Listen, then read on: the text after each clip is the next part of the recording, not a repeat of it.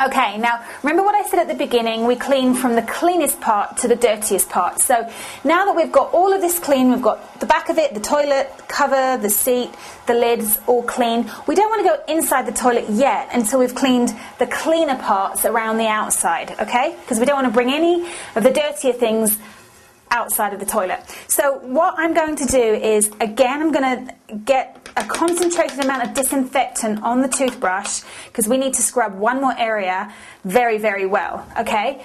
Now down here, this is where we're going to have a build-up. Things that when you splash, when you go to the bathroom, if it runs over, you're going to have a build-up in two areas, around the base of the toilet and around here. I don't know if you've noticed on your toilets, but around this knob, do you see these the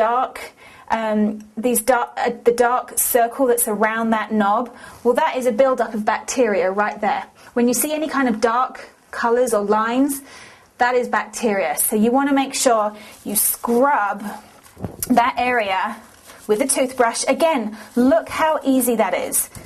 So quick, so easy. The disinfectant is killing everything it's touching, gone, right? So you're going to do that to both sides because you've got one down this side as well.